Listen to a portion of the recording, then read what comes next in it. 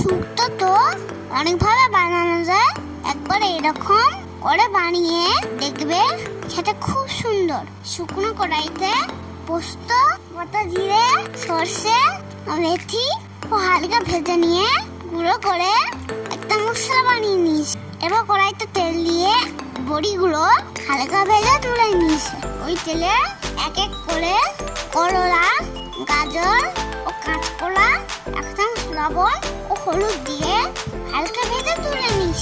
ওই তেলে বেগুনগুলো হালকা ভেজে নিস। একইভাবে পটলগুলো ঢাকা দিয়ে হালকা ভেজে তুলে নিস।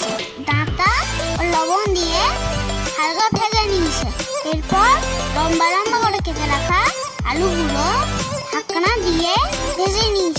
কড়াই তেল দিয়ে শুকনো লঙ্কা, তেজপাতা, এক চামচ জিরে গুঁড়ো, এক চামচ ধনে গুঁড়ো, হলুদ গুঁড়ো ভালো করে মিশিয়ে নিয়ে এক চামচ আদা বাটা, এক চামচ লবণ ও কাশ্মীরি লঙ্কা দিয়ে ভালো করে নাড়াচাড়া করে আগের থেকে ভেজে রাখা আলুটা দিয়ে একটু কষে নিয়ে পরিমাণ মতো জল দিয়ে ঢাকনা দিয়ে সেদ্ধ করে নিস।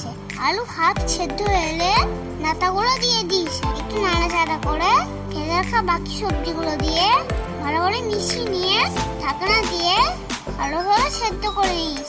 এবার ঢাকনা খুলে ভেজে রাখা মশলাটা দিয়ে ভালো করে মিশিয়ে নিয়ে নামিয়ে নিলেই তৈরি হয়ে গেছে সুন্দর স্বাদের মশলার শুক্তো। ভিডিওটা যদি ভালো লাগে